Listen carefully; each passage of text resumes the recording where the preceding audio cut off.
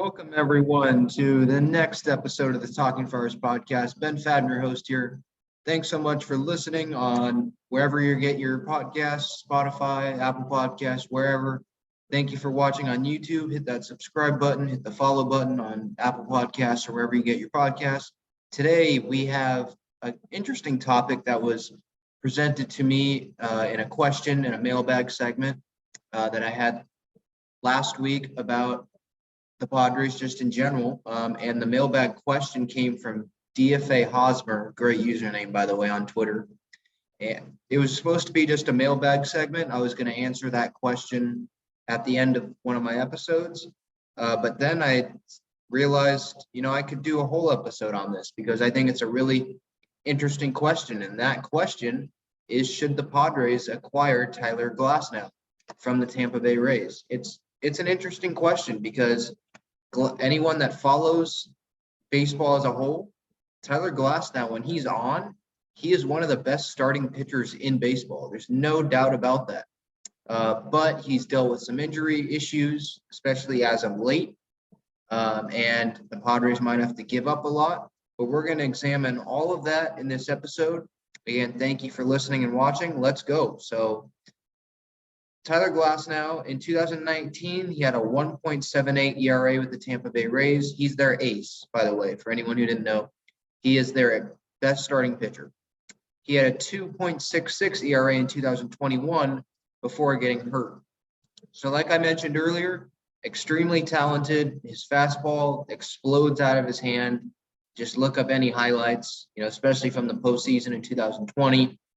The curveball breaks off the table. From what I've seen, and another positive for Glasnow, his salary for the Padres, at least from the Padres, point of view, in a potential deal, $6 million is his salary. Would be his salary in 2022, with an additional 2 years before free agency. Not additional 2 years, just 2 years. So it would be 2022, 2023. Those are the 2 years the Padres would have Glasnow under control for. So those are the positives. You have multiple years of control, high upside guy, really talented, great fastball, pretty good curveball, just a really, really freak talented starting pitcher that would really help the Padres if he's healthy. One of the best starting pitchers in baseball when he's healthy. But now we go to the negatives on, wanting to acquire Glasnow and potentially having him on the roster. He suffered an injury in 2021, like I mentioned, where he needed Tommy John surgery. And Tommy John surgery, obviously, all those pitchers that have had it, there's always that question that's posed.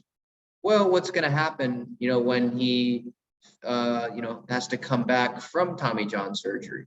Is he going to be the same pitcher?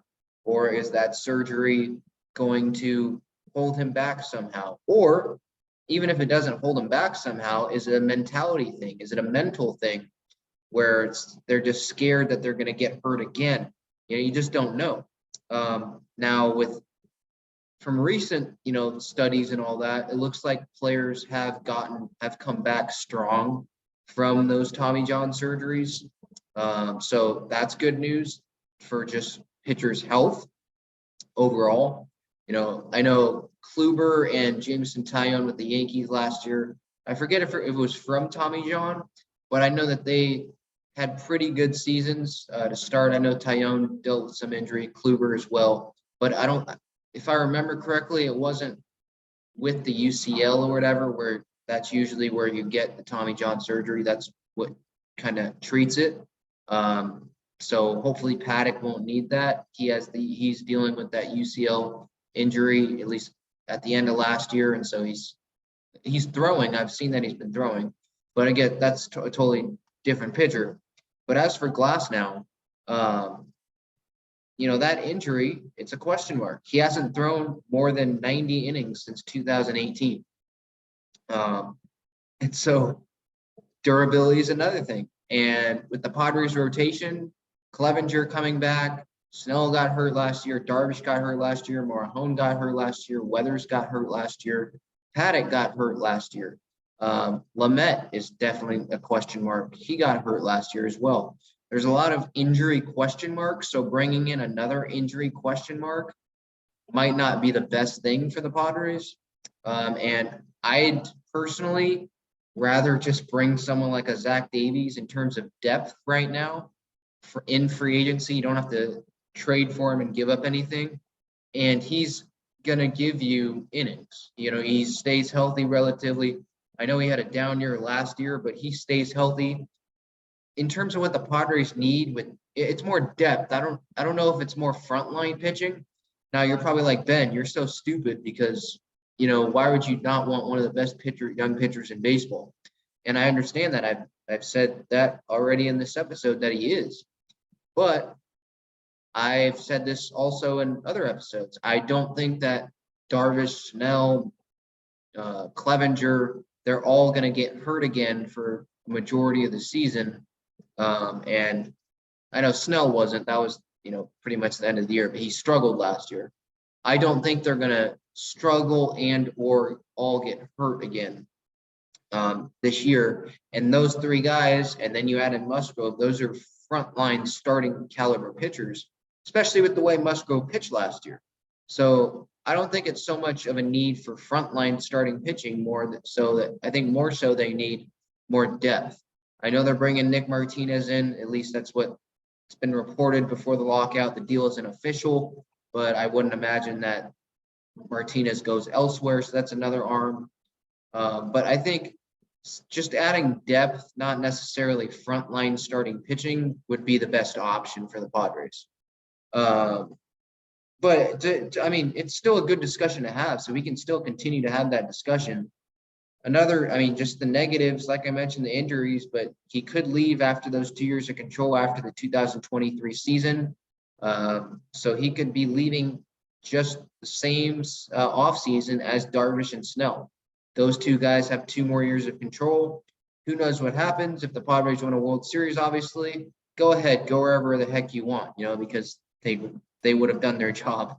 But that would concern me, having 3 frontline starters all leave in the same offseason, especially with the way that the farm system starting pitching, lack of frontline caliber starting pitchers is concerned. That would concern me. But when he's on, like I mentioned, one of the best starters in the league. That's the big positive, the fastball, the curveball. But with that also comes a negative for the Padres and what they'd have to give up in this deal. For Blake Snell, they gave up a sizable return to Tampa. And one of those big guys was Luis Patino. Luis Patino, he didn't have a great year last year, but I'd still like to have him, obviously. I'd like to have, obviously, both Blake Snell and Patino. And for Glasnow, with the injury history, the Padres already have numerous frontline starters. I don't think there's that much of a need to bring in Glasnow, at the cost of giving up giving up Mackenzie Gore, when he hasn't made to the big leagues yet, and you'd have him for 6 years, keeping my fingers crossed that Ruben Niebla can, help him develop and get him back on track. Would I be interested in giving up Campusano for Glasnow? Maybe. More than Gore, definitely, because it seems like Campusano's blocked. I think the DH will definitely go to an actual DH this year, like a Nelson Cruz or someone like that, Jorge Soler, someone like that. I think it will actually go to an actual DH. Now, whether that's multiple years down the line, if they give Schwarber a long-term deal, that's to be determined. I think the best thing for the Padres is they use that DH position as a rotating position, give guys off days and all that, where they still get their bat in the lineup. So I think that would make Campusano blocked there as well. So I'd be more willing to give him up for Glasnow because of Glasnow's upside. But I think that if the Rays are going to give up Glasnow, it's kind of like the what other deal was that? I'm blanking on the deal.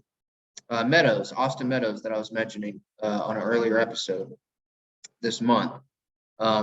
If they're going to give up Meadows, when he has 3 years left of control, they must know something that a lot of fans don't, or casual fans don't, and casual fans want Meadows, at least from what I've been reading, in response to my episode, that they'd be willing to take a chance on him. And it's the same thing for me, being hesitant, in terms of that, with Glasnow. Like, do they know something that the Padres don't if Glasnow is made available? Now, I don't know if he has been made available. I haven't seen reports that he has been. I don't think that he'll be traded this offseason because of how short it's going to be. And because if they're going to trade him, you think that they'd want to trade him at a higher value when he shows that he can be healthy again and his arm's healthy off of that UCL injury. So I don't see him being traded, right now. But it's an interesting question down the line, maybe at the deadline, if the Rays season doesn't go as planned. But it's something to keep in the back of your mind if you're a Padres fan, or any team, to be quite honest. What are their motivate? What is the Rays' motives dealing their ace? What were the Rays' motives when they dealt Snell to us? I think they probably saw, the downside coming. They probably didn't like what the relationship would have been with Kevin Cash and Snell after the whole World Series debacle with Kevin Cash pulling Snell early when he was cruising through the Dodgers order. And then they end up losing the World Series later in that game, when, they bring in relievers out of the bullpen and who were overtaxed, and they just sucked it up. But what were their motives? I think they saw that Snell probably wasn't going to have the best year this past year, and they were right. Now, hopefully the Padres can get the last laugh and he rebounds and, goes and wins the Cy Young this year, which I think he's a dark horse for. But that's the same thing with Glasnow. That's my point, is just be careful dealing with the Rays. I know that the Padres got Cronenworth in that deal with the Rays, but it was supposed to be the Tommy Pham deal, and Tommy Pham didn't work out great. Starting wise, they might bring him back bench wise, but it didn't really work starting wise. So I'd be hesitant dealing with the Rays. I think that right now the Padres just need depth options and free agency on 1-year deals, maybe, where they don't have to give up elite prospects. I think that would be better. I think you could go that it's a safer route in terms of depth, with a Zach Davies, someone like that, someone that has, produced, someone that stayed healthy. You don't have that someone coming off a UCL injury, that you're trading elite prospects for, in return for. Paddock, they already have on the team. That's a different thing than trading for Glasnow. So those are my thoughts on the Glasnow thing. So my verdict, yes, they should acquire him based on talent, but no overall based on a variety of factors, the risk, the not really a need for Glasnow, not wanting to give up on Gore, like I mentioned in a previous episode. So I'd say no overall, but talent, yes, overall, no. And then last thing here, mailbag question from Sergio Quintero on Twitter. Thank you so much, Sergio, for sending in another question. How painful will a package around Wil Myers be to clear his salary? Good question. I don't think it would be as painful as obviously a Hosmer package, because Hosmer has multiple more years. He'd obviously opt into his contract, the rest of his contract, because he sucked so far with the Padres. He's earned only $4.5 million of the $80 million base salary that he's had over the first 4 seasons in a Padre uniform. So he's not worth any value on the trade market. He's a replacement level player. Myers, I don't think it would be as painful, because he only has 1 more year left, and he's produced more than Hosmer has. He hit 17 home runs last year. He can play the outfield. He can play first. Versatility is a big thing around the big leagues now. He has more versatility than Hosmer. He could probably DH if you wanted him to. He's just a better overall option than Hosmer. He's cheaper. This year, I believe Hosmer is going to be $20 million. Myers, $17 million. Myers, they wouldn't have to have him under contract for a long period of time. It would just be this 1 year. with that, so I don't think that to answer Sergio's question, I don't think that the package would be very painful that the Padres would have to give up. Maybe it's a mid-level prospect, but they're not going to have to give up a Campusano or a Gore, someone like that, or a Robert Hassel, who I think should be untouchable, by the way. I don't think they'd have to give up that for Myers. And if they do, oh my goodness, that's a terrible move, unless you're bringing in Mike Trout, because you only have one more year of Myers, and you're giving up a prospect that has 6 more years of control who could really help you in the future at a not huge salary.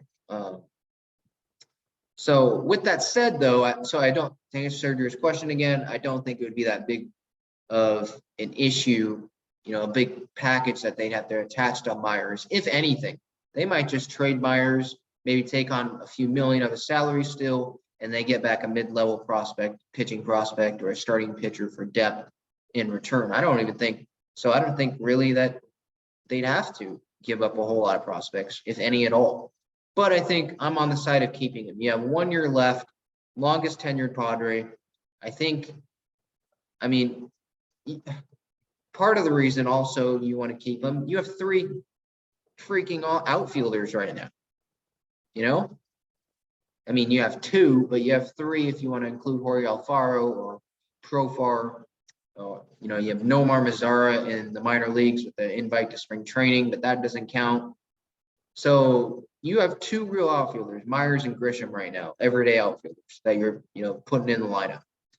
So, and with the shortened time, between now or whenever the agreement happens in spring training, I don't think that Preller's going to have a whole lot of time to bring in multiple big power hitting outfielders and then facilitate a Myers trade and then bring in a DH and get depth in the rotation and try to figure out the whole Hosmer situation.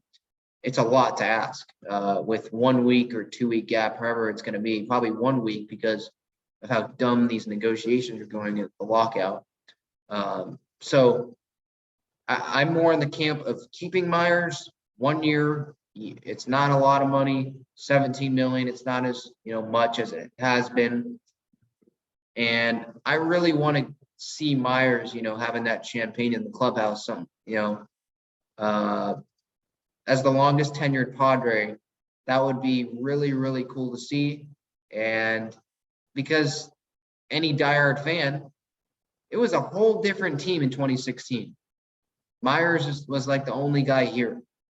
So it's been a whole different team. Preller, for better or worse, he's totally changed the makeup of the team with trades, with signings. So Myers is like the one guy that's been there, longest tenured player. Even Glenn Hoffman's gone. I know he's not a player, but a coach, he's not there. So seeing someone who was going through the struggle like we were, reach the mountaintop, that would be really, really cool. So I'm in the camp of keeping Myers. I don't even think Sergio's question. So if I was Preller, Sergio's question wouldn't even come into mind about what they'd have to give up. I wouldn't even give up anything. I wouldn't even deal him. So that's my answer to that. Hope you enjoyed this episode talking about if the Padres should acquire Glasnow. Again, just to clarify, there haven't been reports of the Padres being interested in Glasnow that I've seen, or Glasnow even being available, because I think that the Rays, would want to sell higher than what he's at right now coming off the injury. But that was a mailbag question that came in, and I wanted to give a full episode to answer that. So I hope you enjoyed. Until next time, let's go Padres. Any more questions you have, feel free to submit them at Talking Friars, Instagram, and Twitter, in the comment section on YouTube. Thanks for listening and watching. Go Padres. Stay safe. See ya.